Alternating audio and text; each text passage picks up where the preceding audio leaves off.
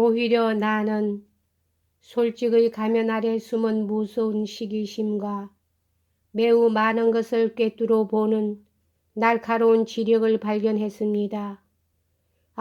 검사의 논고는 너무나 가볍게 그를 단순한 전응아로 간주해버렸지만 나는 그에게서 극히 강한 인상을 받았습니다.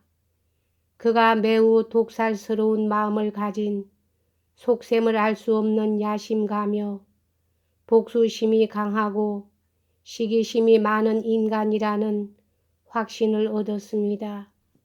나는 두세 가지 정보를 수집했습니다만 그는 자기 자신의 출생을 증오하고 창피하게 여기고 있었습니다. 언제나 이를 갈면서 나는 리자베타 스메르자스자여의 자식이다 하고 말하고 있었습니다. 그는 어릴 때의 은인인 노보 그리고리 내외마저도 존경하지 않았습니다. 그리고 러시아를 저주하면서 프랑스에 가서 귀화할 것을 공상하고 있었습니다. 프랑스에 가고 싶지만 여비가 모자란다고 전부터 늘 말하고 있었습니다. 그는 자기 이외에 아무도 사랑하지 않을 뿐더러 이상할 리만큼 자존심이 강했던 것 같습니다. 훌륭한 옷과 깨끗한 샤스와 번쩍번쩍 빛나는 구두를 문명이라 생각하고 있었습니다. 또한 자기를 표도로의 사생아라고 생각하고 있었으므로 여기에는 상당한 증거가 있습니다. 정실 자식들과 비교해서 자기의 처지를 증오한다는 것은 얼마든지 있을 수 있는 일입니다. 그들은 모든 것을 갖고 있는데 자기는 아무것도 갖고 있지 않고 그들은 온갖 권리가 주어져서 유산까지 상속받는데 자기는 일개 요리사에 지나지 않는다고 그는 생각했을 것입니다. 그는 나에게 표도로가 봉투에 돈을 넣는 것을 자기가 도와주었었다고 말했습니다. 그는 물론 그 돈의 용도를 얄밉게 생각했을 것이 틀림없습니다. 그만한 돈이 있으면 자기의 새 생활을 시작하는데 충분하기 때문입니다.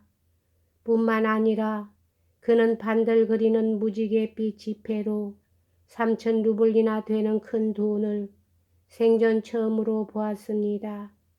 나는 특히 이 점을 캐물어 보았습니다. 시기심이 많고 자부심이 강한 인간에겐 절대로 큰 돈을 보이는 법이 아닙니다. 그런데 그는 난생 처음으로 그런 큰 돈을 보았던 것입니다. 무지갯빛 지폐 뭉치의 인상은 당장에 그 결과가 나타나지는 않았지만 그의 상상에 병적인 영향을 준 것만은 틀림없습니다.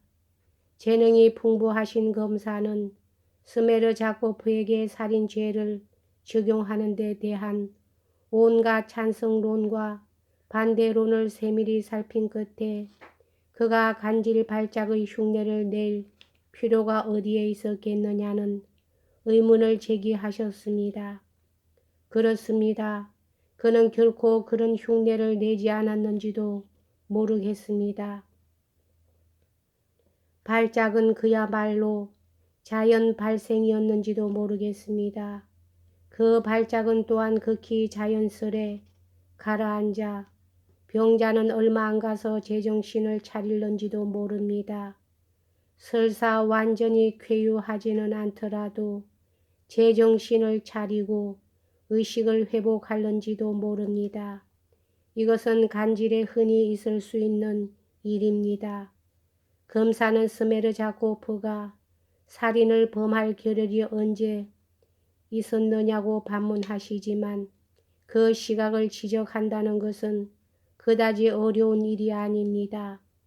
말하자면 그리고리 노인이 담을 뛰어넘고 달아나는 피고의 다리를 붙잡고 온 이웃에 다 들리는 큰 소리로 이 애비 죽일 놈아 하고 소리치는 순간에 그는 문득 정신을 차리고 깊은 잠에서 깼는지도 모르겠습니다. 왜냐하면 그는 다만 자고 있었을 뿐이니까요. 간질 발작 뒤에는 언제나 깊은 잠이 따르기 마련입니다. 조용한 어둠 속에서 일어난 이 심상찮은 고함 소리는 스메르자코프의 잠을 충분히 깨울 수가 있었을 것입니다.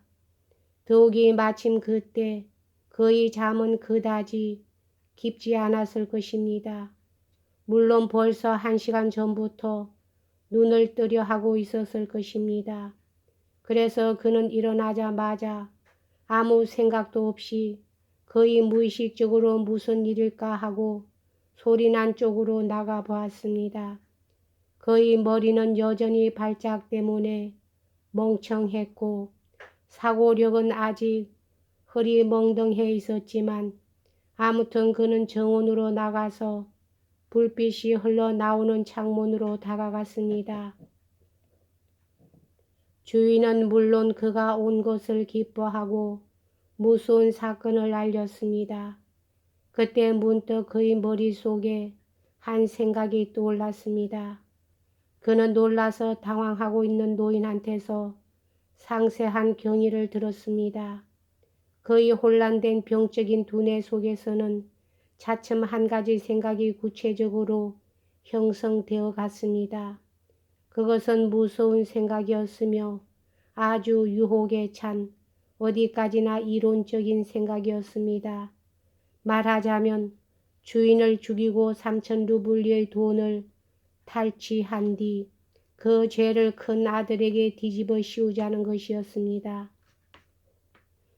이 경우 큰 아들 이외에 혐의를 걸 만한 사람이 없다. 큰 아들 이외에 죄를 뒤집어 씌울 만한 사람이 없다. 실제로 그는 여기 오지 않았나. 훌륭한 증거가 있다.